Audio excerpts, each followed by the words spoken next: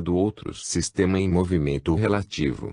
Já a fórmula de equivalência de massa e energia, I igual ΔmC2 sobrescrito, representa um aumento real de massa Δm sofrido por um corpo que absorveu uma energia E. 12ª mensagem. A força entre as partículas do campo ainda é desconhecida da ciência, mas é a responsável pela existência da massa indiretamente pela gravidade. A compreensão completa do conceito de massa só será possível depois que a ciência desenvolver uma teoria da estrutura da matéria baseada no holograma. A massa será então entendida como a transformada de uma propriedade do holograma. O valor da massa, como vimos, depende do tipo de quark, M ou L, na partícula atômica, e o sinal da massa depende do sinal das partículas elementares do campo. Uma massa grande significa que a partícula está mais ligada ao campo, tem mais inércia, sendo os quarks m e m- os responsáveis por essa força. Uma massa pequena, como a do elétron, está associada aos quarks L-. Estas duas famílias de quarks são também formadas por partículas elementares às quais estão associados o campo gravitacional e o campo, ainda não bem conhecido, da força fraca. A interação das partículas elementares L com as partículas H e M são fracas em comparação com a interação das partículas M e M- entre si e entre as partículas H+ e H-. A equivalência entre massa e energia pode ser aqui ampliada se considerarmos que as partículas elementares H+ e H- estão relacionadas com a constante H pela quantidade n de pares destas partículas por ciclo de onda. H igual mais ou menos NH mais ou menos.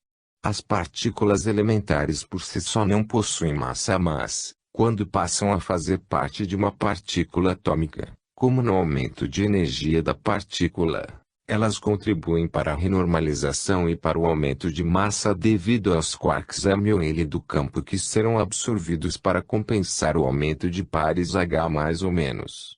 Não estamos falando da massa aparente da teoria da relatividade, mas sim de um real aumento de massa.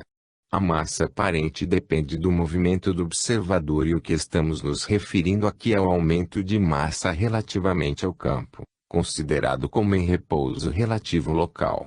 As partículas e o campo, quando em movimento relativo acelerado, estão constantemente trocando partículas elementares. Esta troca já foi observada como jatos em colisões de partículas de alta energia. Para uma dada frequência V, com energia do fóton igual a nh mais ou menos V, temos um acréscimo de massa equivalente dado por igual mais ou menos mc2 sobrescrito. Note-se que não mencionamos aqui massa de repouso do fóton por não fazer sentido. A energia adicionada aparecerá, como dissemos acima, como um acréscimo de massa na partícula atômica. Substituindo, vemos que o acréscimo de massa m é dado por Δm igual a nh mais ou menos Vc2 sobrescrito. Consideremos agora a desintegração de um muon, micro mais igual a 1 maior e mais V mais V mais mm micro igual a 1 maior e mais V mais mm. O meson tem 207 μe e gera um elétron e neutrinos sem massa além de mesons, mm, ainda não detectados que voltam para o campo levando consigo a diferença de massa. Da mesma forma, mais igual ao maior micro mais V mais mm igual ao maior micro mais V mais m. Muons e pions são elétrons com grandes acréscimos de quarks, mm-. As partículas atômicas com alta energia também usam esse mecanismo para armazenar energia. A maior parte dos mesons que se desintegram em elétrons liberam inúmeros pares M mais M menos e H mais H menos em frações muito pequenas para serem detectadas, já que possuem carga-massa nula. Estes pares se incorporam ao campo ou dão origem à renormalização da física. A massa negativa do elétron, como já vimos, é interpretada como massa positiva. Sua energia, de fato, é positiva, pela absorção de fótons materiais que se tornam em pares H mais ou menos da renormalização. Na levitação da matéria juntamos partículas m embaixo dos corpos, e partículas m em cima, anulando assim o efeito gravitacional, ou a massa do corpo em relação ao campo material, isolando as partículas m da matéria do campo m do mesmo tipo. As partículas m parecem não ter existência no mundo material, podendo ser interpretadas como buracos, dando interpretação análoga de flutuação ou empuxo com relação ao campo gravitacional. O campo gravitacional é menos denso de m e mais denso de m na direção do centro da Terra. O empuxo assim é em relação à densidade do campo gravitacional material. Campinas, 1º de maio de 1995. Resumo da 11ª mensagem. Conforme vimos, foi feita uma distinção entre o aumento de massa aparente e o aumento de massa por acréscimo de energia, este último se dando por absorção de pares H mais ou menos e de partículas elementares m ou L do campo. A grande diferença entre a massa dos prótons e nêutrons e a dos elétrons se deve à presença dos quarks m nos prótons e nêutrons e dos quarks L nos elétrons e à força com que esses quarks são atuados pelas partículas elementares m e L do campo. Da mesma forma, os mesons apresentam maior massa que os elétrons devido aos pares de quarks e antiquarks m no meson. Infelizmente não foi possível anotar nenhuma relação entre a energia, ou pares H mais ou menos, e a quantidade de partículas m absorvidas do campo. Por outro lado, deve ser notada uma diferença fundamental entre os conceitos de massa negativa descritos até agora pela ciência e os conceitos no presente livro. Na teoria por nós apresentada não se faz distinção entre massa inercial, massa gravitacional e massa-energia. Todo corpo tem apenas uma massa que é atuada pelo campo, num sentido ou no outro. Se um corpo de massa m1 está próximo de um grande corpo de massa m2, sofrerá ação do seu campo gravitacional e do seu campo antigravitacional. Se a massa m1 for positiva e a massa m2 for material, a aceleração de m1 será no sentido do corpo. Se a massa m1 for negativa, a aceleração será no sentido oposto. Não há como considerar que a força gravitacional, em uma massa m1 negativa, será invertida empurrando-a para longe, mas que devido à massa inercial negativa o corpo acelerará no sentido oposto aproximando-se. A massa m1 ser negativa significa apenas que a m1 será repelida pelo campo e, portanto, se afastará da massa m2. Existe também uma diferença fundamental entre o campo eletromagnético e o gravitacional. A atração ou repulsão entre cargas elétricas é realizada através do campo e atua sobre a partícula que acelerará em uma ou outra direção conforme sua massa seja positiva ou negativa. O campo gravitacional tem seu anticampo e uma massa será positiva se tiver o mesmo sinal do campo. Assim, uma massa negativa no campo gravitacional será positiva no campo antigravitacional, ou seja, a massa é relativa ao campo gravitacional.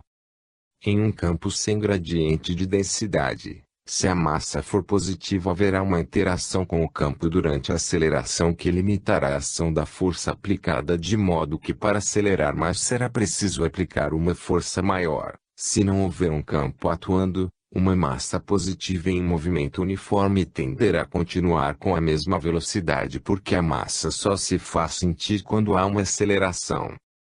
Uma massa negativa isolada também se manterá em movimento uniforme em um campo sem gradiente. Mas se tentarmos acelerá-la em uma certa direção, e isto é feito sempre através do campo, a massa acelerará na direção oposta porque esta é sua propriedade postulada, não havendo como tentar explicar o porquê disso até que entendamos realmente o que é a massa.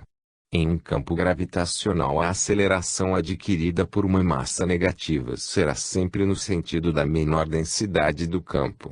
Note-se ainda que não há necessidade de falar em termos de força, mas apenas em aceleração, e se escolhermos um sistema de coordenadas curvilíneas adequadas, poderemos dizer que a massa está em movimento uniforme nesse sistema, conforme ditado pelo princípio de equivalência da relatividade geral.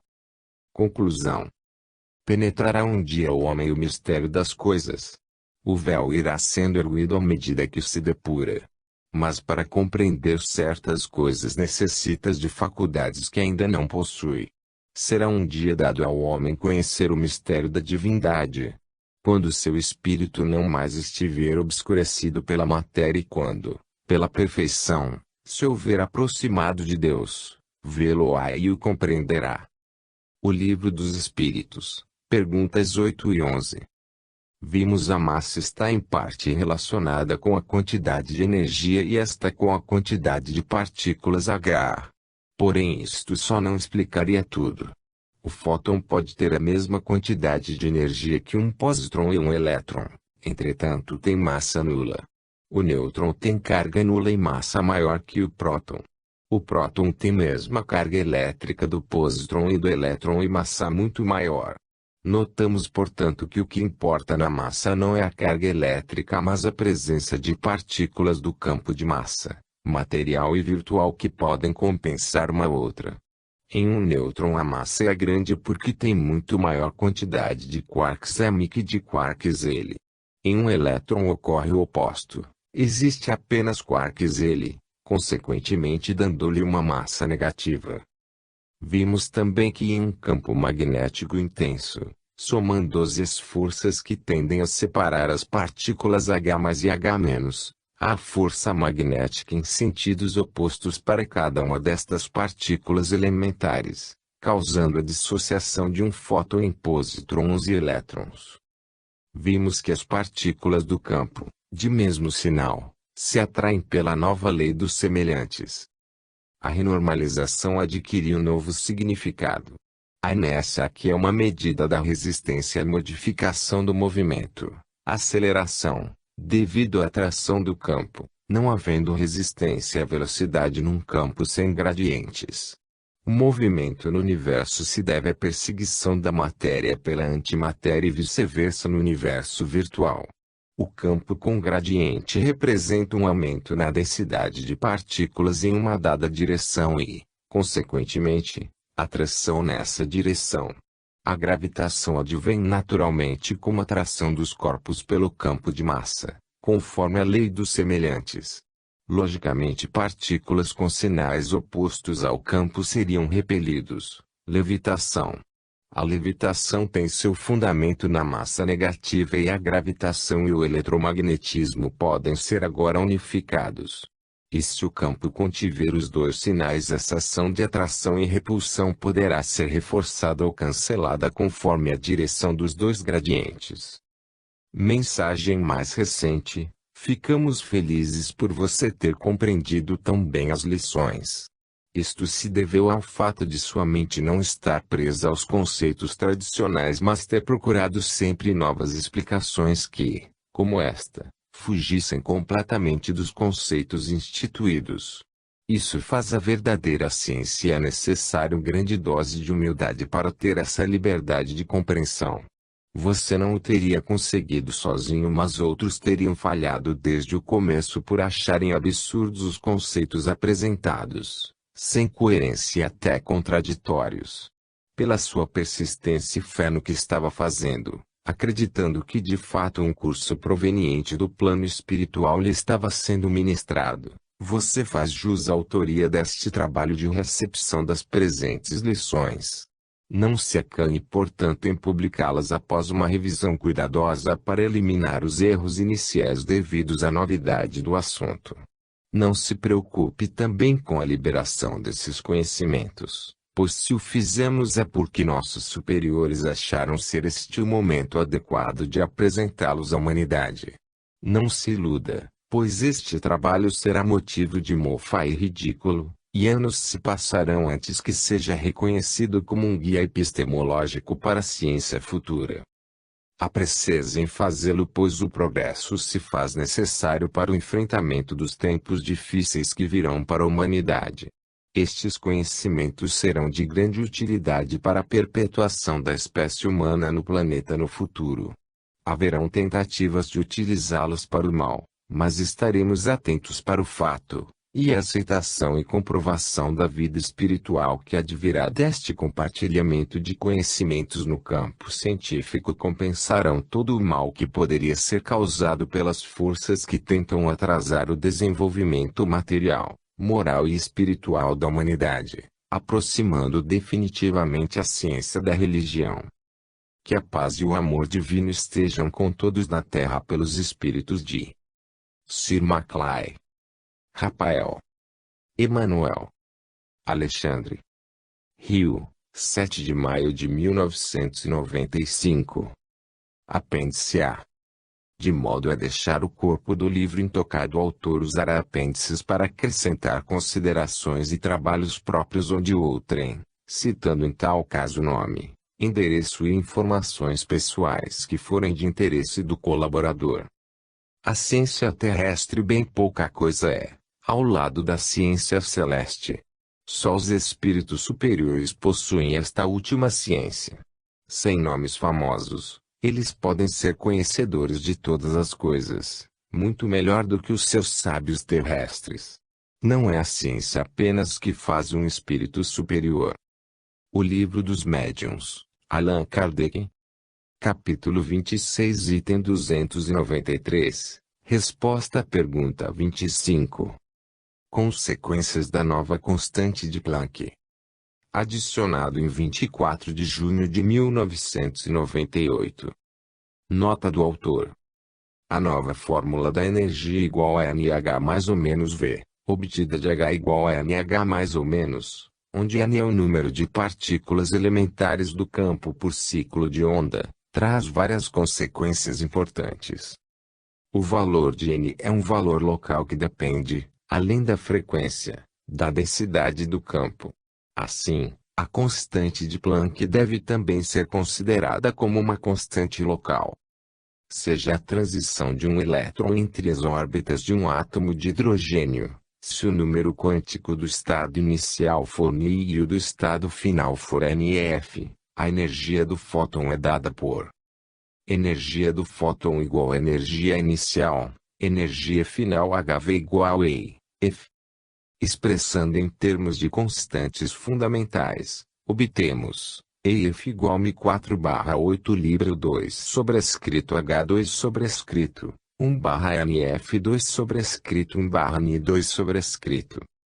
A frequência V do fóton liberado na transição é então dada por V igual a Mi4/8 Libra 2 sobrescrito H3 sobrescrito 1/NF2 sobrescrito 1/Ni2 sobrescrito.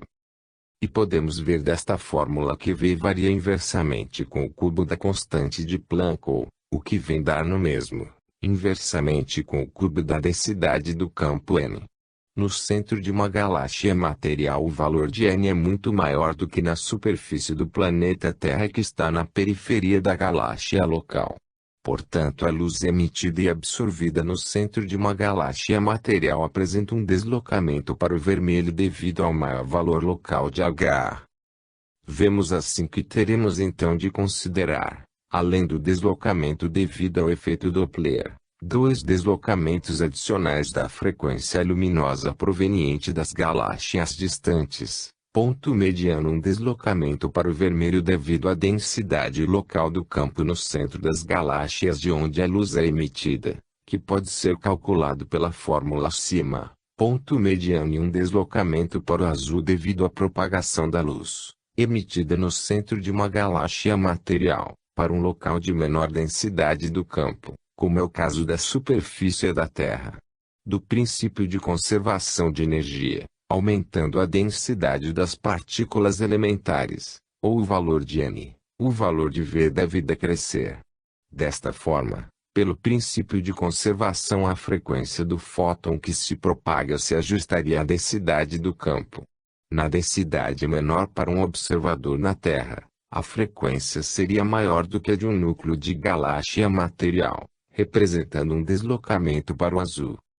O deslocamento para o vermelho da frequência da luz emitida ou absorvida, conforme a fórmula acima, é inversamente proporcional ao cubo da constante de Planck, e o deslocamento para o azul, devido à menor densidade do campo na Terra, é diretamente proporcional à constante de Planck, o efeito líquido, sendo que quanto maior a densidade do campo no núcleo de uma galáxia distante, maior será o deslocamento para o vermelho. Conforme medido por um observador na Terra, a densidade das partículas elementares materiais é maior no centro das galáxias materiais e a densidade das partículas elementares virtuais é maior no centro das galáxias virtuais. Para um observador na periferia de uma galáxia material como a nossa, as outras galáxias materiais estariam aparentemente se afastando, devido ao deslocamento para o vermelho da luz emitida.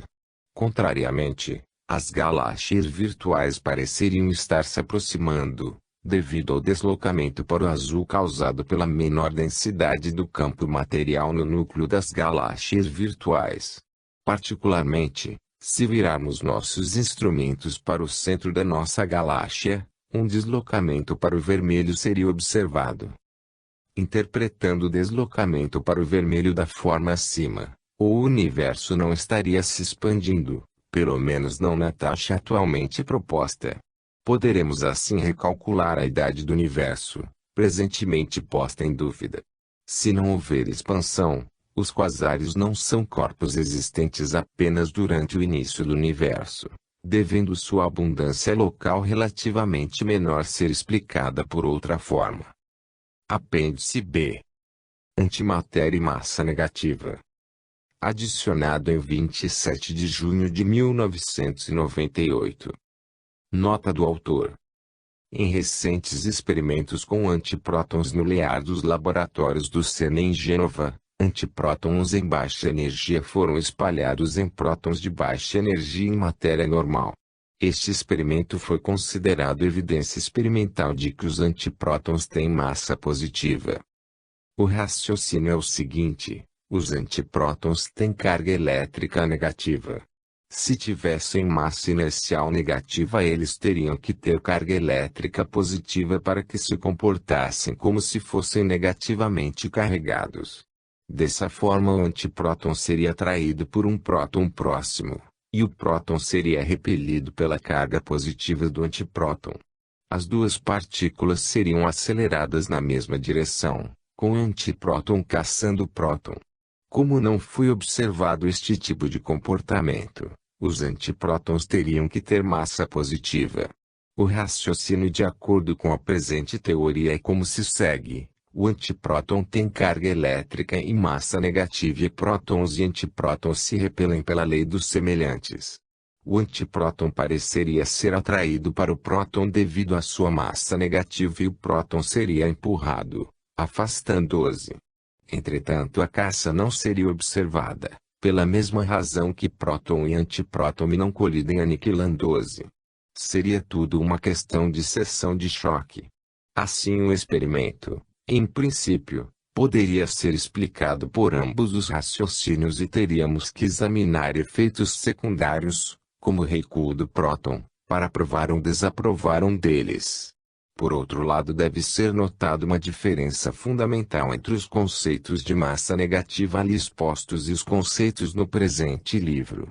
Na teoria por nós apresentada não se faz distinção entre massa inercial, massa gravitacional e massa-energia. Todo corpo tem apenas uma massa que é atuada pelo campo, num sentido ou no outro. Se um corpo de massa M1 está próximo de um grande corpo de massa M2, sofrerá ação do seu campo gravitacional e do seu campo antigravitacional.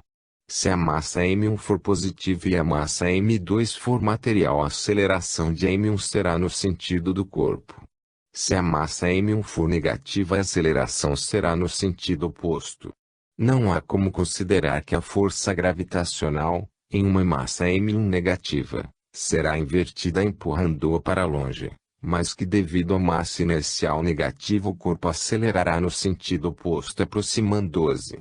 A massa M1 ser negativa significa apenas que a M1 será repelida pelo campo e, portanto, se afastará da massa M2. Conforme vimos no capítulo 10, existe também uma diferença fundamental entre o campo eletromagnético e o gravitacional. A atração ou repulsão entre cargas elétricas é realizada através do campo e atua sobre a partícula que acelerará em uma ou outra direção conforme sua massa seja positiva ou negativa. O campo gravitacional tem seu anticampo e uma massa será positiva se tiver o mesmo sinal do campo. Assim, uma massa negativa no campo gravitacional será positiva no campo antigravitacional, ou seja, a massa é relativa ao campo gravitacional. Em um campo sem gradiente de densidade, se a massa for positiva haverá uma interação com o campo durante a aceleração que limitará a ação da força aplicada de modo que para acelerar mais será preciso aplicar uma força maior. Se não houver um campo atuando, uma massa positiva em movimento uniforme tenderá a continuar com a mesma velocidade porque a massa só se faz sentir quando há uma aceleração. Uma massa negativa isolada também se manterá em movimento uniforme em um campo sem gradiente. Mas se tentarmos acelerá-la em uma certa direção, e isto é feito sempre através do campo, a massa acelerará na direção oposta porque esta é sua propriedade postulada, não havendo como tentar explicar o porquê disso até que entendamos realmente o que é a massa. Em um campo gravitacional a aceleração adquirida por uma massa negativa será sempre no sentido da menor densidade do campo. Note-se ainda que não há necessidade de falar em termos de força, mas apenas em aceleração e se escolhermos um sistema de coordenadas curvilíneas adequadas poderemos dizer que a massa está em movimento uniforme nesse sistema, conforme ditado pelo princípio de equivalência da relatividade geral. Apêndice C. A luz como onda longitudinal. Adicionado em 20 de outubro de 1998. Nota do autor. Até o presente a ciência tem considerado a luz como uma onda eletromagnética transversal. A discussão sobre se a luz teria natureza ondulatória ou corpuscular se estendeu por uma grande parte do século XX, sendo resolvida pelo princípio da complementaridade que dá à luz um aspecto dual, podendo ser vista como constituída de partículas ou de ondas, conforme as circunstâncias. Aqui nós temos dito que o campo é composto de partículas fundamentais de vários tipos, sendo o campo eletromagnético composto das partículas elementares H+ e H-, partículas essas que têm a tendência de formar pares no nível zero de energia.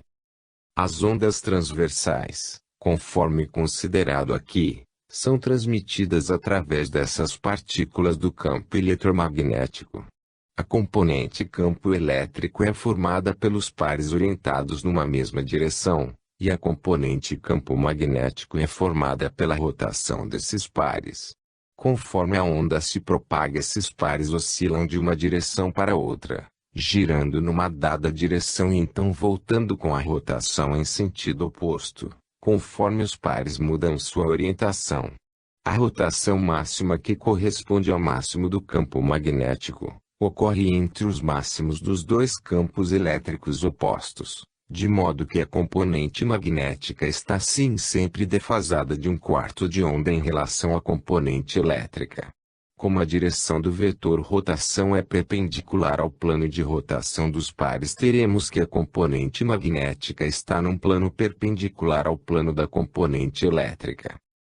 Entretanto, a luz, de acordo com esta teoria, também pode ser uma onda longitudinal conforme vemos na figura abaixo. Podemos considerar duas ondas luminosas, a material e a virtual, a material sendo transmitida pelas partículas H+ e a virtual pelas partículas H-.